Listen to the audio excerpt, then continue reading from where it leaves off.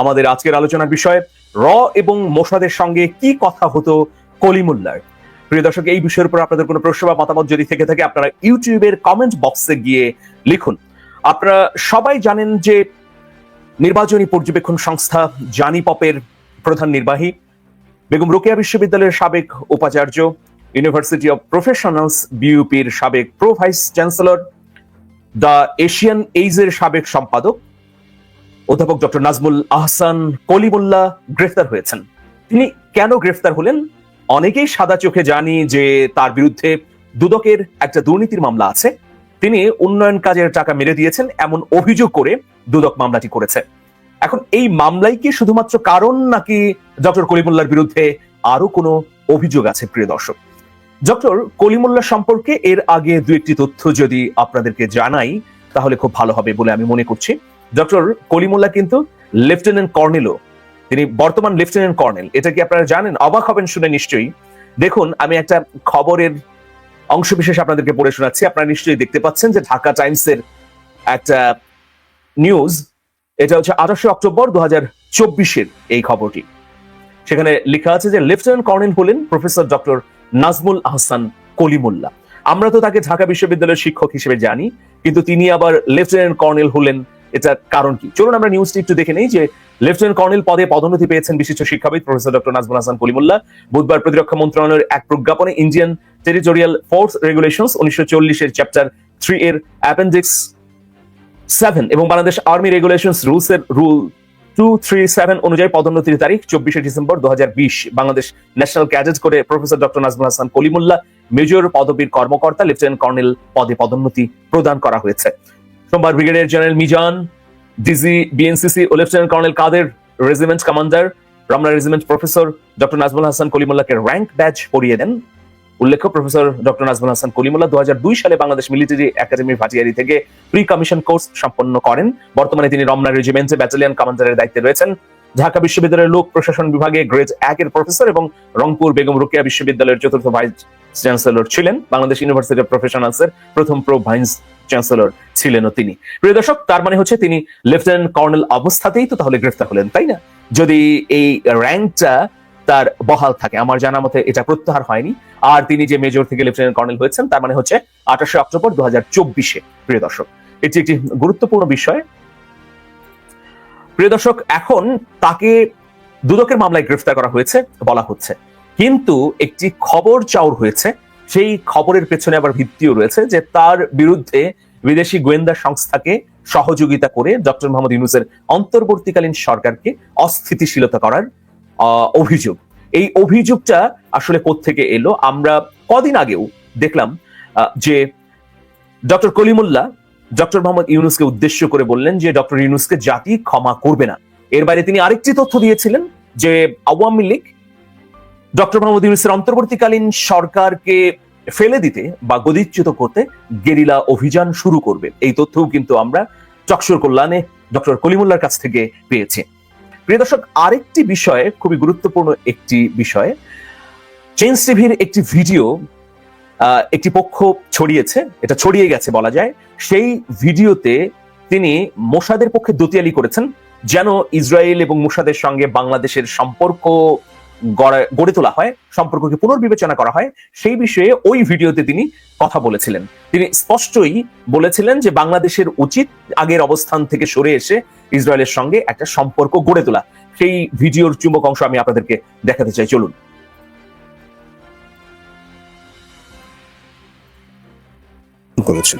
পাকিস্তান এবং পারভেজ মোশাররফ যখন স্বীকৃতি প্রদান করেছে ইসরায়েলকে, আমাদের প্রতিবেশী রাষ্ট্র শ্রীলঙ্কার সঙ্গে তাদের নন রেসিডেন্ট অ্যাম্বাসেডর আপনার সম্পর্ক রেসিপ্রোকেশনের ব্যাপারটি আছে।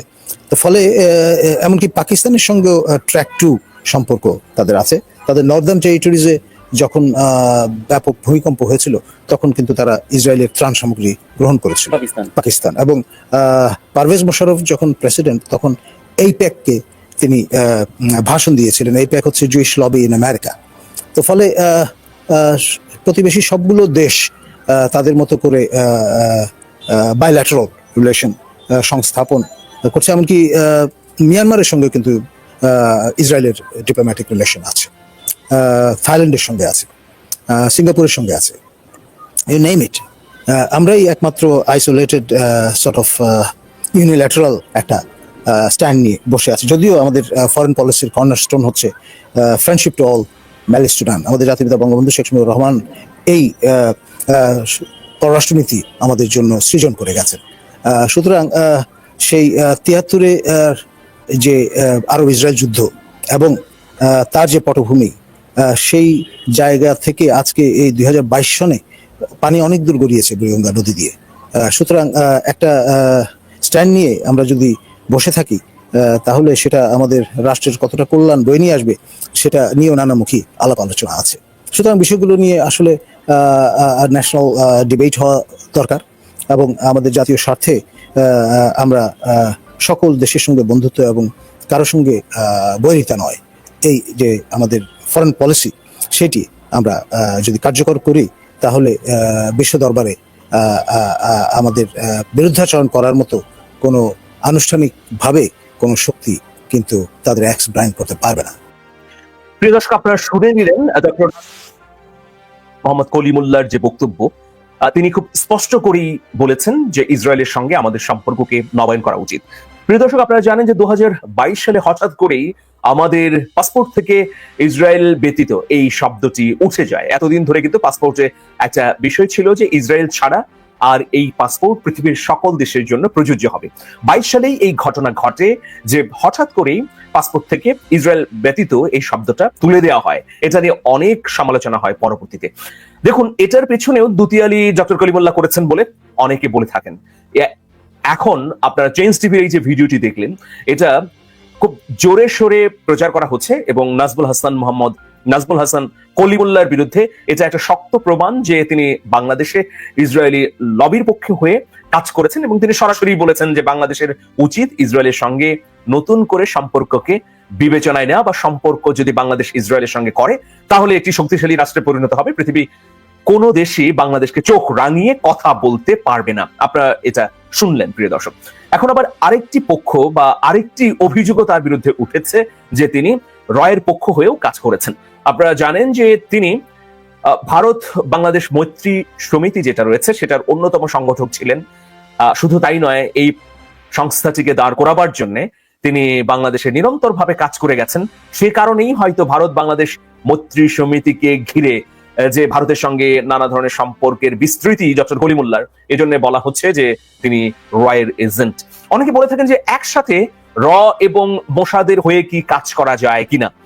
আমরা যদি গোয়েন্দা তথ্যগুলো সামনে রাখি বা পৃথিবীর গোয়েন্দা সংস্থাগুলোর বৃত্তান্ত কিছু স্টাডি করি, তাহলে কি দেখবো যে একসঙ্গে সম আদর্শের সমচিন্তার অনেকগুলো সংস্থার সঙ্গে আপনি যুক্ত থাকতে পারবেন চাইলেই। আপনি রয়ের প্রতিনিধি বা রয়ের একজন শুভাকাঙ্ক্ষী হিসেবে কাজ করছেন, অন্যদিকে মোসাদের পক্ষেও কাজ করছেন, কারণ র এবং মোসাদ তারা তো ভ্রাতৃপ্রতিম সংস্থা বলা যায়। কিন্তু রয়ের সঙ্গে কাজ করছেন, আবার পাকিস্তানের গোয়েন্দা সংস্থার সঙ্গেও কাজ করছেন, এটা তো সম্ভব না, পরস্পর বিরোধী। সেই জন্য যে অভিযোগগুলো এখন শানিত হয়েছে ডক্টর কলিমুল্লাহর বিরুদ্ধে, এই অভিযোগগুলোর কারণেই কি আসলে তিনি গ্রেফতার হলেন কি না। আমরা যদিও দৃশ্যমান ভাবে দেখছি যে দুদকের একটি মামলায়, মূলত দুর্নীতির মামলায় তাকে গ্রেফতার করা হয়েছে প্রিয় দর্শক। তবে ডিপ স্টেট বলছে যে না, অনেক বিষয় রয়েছে ডক্টর নাজমুল হাসান কলিমুল্লাহকে ঘিরে, সেগুলো হয়তো আস্তে আস্তে সামনে আনা হবে। তো শুধু ওই যে পাসপোর্ট থেকে ইসরায়েল ব্যতীত শব্দকে বাদ দেয়া তা নয়, আরো অনেকগুলো বিষয়ের সঙ্গে ডক্টর কলিমুল্লাহ যুক্ত বলে বিভিন্ন গ্রুপ, সংস্থা বা পক্ষ অভিযোগ তুলেছেন। শুধু তাই নয়, একটি পত্রিকা ছিল দ্য এশিয়ান এইজ, সেই পত্রিকা সম্পাদক তিনি ছিলেন। এই পত্রিকা প্রতিষ্ঠা করার পেছনে, মানে প্রকাশ করার পেছনে গোয়েন্দা সংস্থাগুলোর বিনিয়োগ ছিল বলে, মানে গোয়েন্দা সংস্থা বলতে বাংলাদেশের গোয়েন্দা সংস্থা না, নিঃসন্দেহে এটা ইসরায়েল বা ভারতের গোয়েন্দা সংস্থার বিনিয়োগ ছিল বলেও অনেকে অভিযোগ করছেন। তো অভিযোগ শুধুমাত্র অভিযোগের মধ্যে যদি সীমাবদ্ধ থাকে তাহলে হবে না, অবশ্যই খতিয়ে দেখা উচিত। প্রকৃত তথ্য তদন্তের মাধ্যমেই বের হয়ে আসবে। তিনি আদালতে যেসব কথা বলেছেন তার মধ্যে উল্লেখযোগ্য কথা হচ্ছে যে তিনি বলেছেন ওই সময়ে শিক্ষামন্ত্রী ডাক্তার দীপু মনি তার কাছে অনেক আবদার করতেন, সে কারণে তিনি আসলে রোকেয়া বিশ্ববিদ্যালয়েও যেতেন না। আদালত কিন্তু এখানে স্পষ্টভাবে বলেছেন যে চাকরিকালে আপনি তো 1352 দিনের মধ্যে 1115 দিনই ঢাকায় ছিলেন। বিচারক এই প্রশ্নটি ডক্টর কলিমুল্লাহকে করেছেন। তখন কলিমুল্লাহ বলেছেন যে তৎকালীন শিক্ষামন্ত্রী ডাক্তার দীপুমণি অন্যায় আবদার করতেন, তার কারণে ক্যাম্পাসে যেতাম না। আমি এই আবদারের বিরুদ্ধে সংবাদ সম্মেলন করি। তিনি রাগান্বিত হয়ে আমার বিরুদ্ধে অপবাদ ছড়িয়েছেন। প্রতিদিন 17-18 ঘন্টা বিশ্ববিদ্যালয়ের সাথে কাজ করেছি। মুক্তিযুদ্ধের পর এটাই প্রথম কোন বিশ্ববিদ্যালয়ের উপাচার্য শিক্ষামন্ত্রীকে চ্যালেঞ্জ করেছেন। এ কারণে দীপুমণি আমার বিরুদ্ধে অপবাদ ছড়িয়েছেন। এবং শুধু তাই নয়, বিচারক বলেন, আমরা এই তথ্যগুলো তো এভাবে জানতাম না। বিচারক ডক্টর কলিমুল্লাহকে বলেন, আপনিও আপনার মা একই নিয়োগ বোর্ডে ছিলেন, মানে মা এবং সন্তান দুজনেই নিয়োগ বোর্ডে ছিলেন সেই বিশ্ববিদ্যালয়ের। তো তখন ডক্টর কলিমুল্লাহ বলেছেন যে আমার মা মহিলা ও শিশু বিষয়ক মন্ত্রণালয়ের ডিজি ছিলেন, এই জন্য সরকার নিয়োগ বোর্ডের সদস্য তাকে করেছিলেন। বিচারক আবার প্রশ্ন করেন যে আপনি কি ভিসি, বিভাগীয় প্রধান ও ডিন ছিলেন? তিনি একসাথে এই তিনটি দায়িত্ব পালন করতেন। মানে এটা একটা হাস্যকর ব্যাপারও বটে যে যিনি ভিসি তিনি আবার বিভাগীয় প্রধান, আবার ডিনও। তো কলিমুল্লাহ বলেছেন যে আমি প্রথম না, আমার আগের ভিসির ধারাবাহিকতা রক্ষায় এসব দায়িত্বে ছিলাম, বিশেষ পরিস্থিতিতে এ দায়িত্বে থাকতে হয়েছে। এরপর বিচারক তার কাছে জানতে চেয়েছে যে আপনি উন্নয়নের টাকা খরচ করেছেন কিনা বা উন্নয়ন বরাদ্দ থেকে আপনি টাকা লুট করেছেন কিনা। তখন তিনি বলেছেন আমার আগের ভিসি নূর নবীর সময় 99 কোটি টাকার কাজ চলমান ছিল, আমি দায়িত্ব নিয়ে কাজ চলমান রেখেছি। আর নকশা পরিবর্তনের অভিযোগ আগের ভিসির বিরুদ্ধে। বিশ্ববিদ্যালয়ের একটাই উন্নয়ন প্রজেক্ট, আমি এসে নিয়োগ বাণিজ্য, চাকরি বাণিজ্য বন্ধ করে দিয়েছি। প্রিয় দর্শক, টকশো নিয়েও প্রশ্ন করেছেন বিচারক। দুদকের প্রসিকিউটর শুনানিকালে বলেছেন উনি 17 ঘন্টা কাজ করেছেন, আমরা তো তাকে টকশোতে দেখেছি। তখন কলিমুল্লাহ বলেছেন সেটা তো রাতে। তো প্রিয় দর্শক, এভাবে আসলে প্রথম দিনের যে শুনানিটি হয়েছে সেই শুনানিতে অনেকগুলো তথ্যও বেরিয়ে এসেছে। ভবিষ্যতে নিশ্চয়ই তার বিরুদ্ধে ওঠা অভিযোগ, বিদেশি গোয়েন্দাদের সঙ্গে কাজ করার যে তথ্যগুলো সামনে আসছে, সোশ্যাল মিডিয়ায় আসছে বা বিভিন্ন ভিডিও চিত্র আমরা দেখছি, সেগুলোর পরিপ্রেক্ষিতে গোয়েন্দারা কি কোনো উদ্যোগ নেবেন কিনা, বা এই যে তিনি বললেন ডক্টর ইউনূসকে জাতি ক্ষমা করবে না, অথবা আওয়ামী লীগ বাংলাদেশে আবারও রাজনীতিতে পুনর্বাসিত হতে গেরিলা যুদ্ধ শুরু করবে, এই যে তথ্যগুলো দিলেন, এই তথ্যের ভিত্তি কি? নিশ্চয়ই এগুলো তদন্তের মধ্য দিয়ে বের করা প্রয়োজন। কারণ বাংলাদেশের স্বাধীনতা সার্বভৌমত্বের জন্য বন্ধু রাষ্ট্রের প্রয়োজন আছে, কিন্তু কেউ যদি দাদাগিরি করতে চায়, কেউ যদি আমাদের কর্তৃত্ব নিয়ে খেলা করে বা সার্বভৌমত্বকে ধ্বংস করতে চায়, তাদের বিরুদ্ধে অবশ্যই শক্ত অবস্থান নেওয়া উচিত আমাদের রাষ্ট্রের। তো সেই জায়গায় আমাদের বন্ধু আছে, কিন্তু আমাদের কোনো অভিভাবক বা আমাদের কোনো পিতাতুল্য কেউ নেই যাদের কথায় আমাদের পররাষ্ট্র নীতি চলবে বা বাংলাদেশটি চলবে। তো সেই জায়গায় অবশ্যই বাংলাদেশ সরকারের উচিত বিষয়গুলো খতিয়ে দেখা। আমরা ইসরায়েল রাষ্ট্রকে নিপীড়ক রাষ্ট্র হিসেবেই জানি, কি ন্যাক্কারজনক ভাবে তারা ফিলিস্তিনের উপর নিপীড়ন, নির্যাতন করছে। পৃথিবীর হাজার বছরের ইতিহাসে যত গণহত্যা হয়েছে তার মধ্যে নিকৃষ্টতম গণহত্যা চালানো হয়েছে গাজায়, কিন্তু এখনো পশ্চিমা বিশ্বের কতগুলো বর্বর রাষ্ট্রের সহযোগিতার কারণে টিকে আছে ইসরায়েল। এখন সেই ইসরায়েলের সঙ্গে বাংলাদেশের সম্পর্ক যারা গড়ে দিতে চায় বা এই গড়ার অভিযোগ যাদের বিরুদ্ধে আছে, এটা অবশ্যই গুরুত্বের সঙ্গে নিয়ে খতিয়ে দেখা উচিত। সবাই ভালো থাকবেন, সবার জন্য শুভেচ্ছা নিরন্তর। আল্লাহ হাফেজ।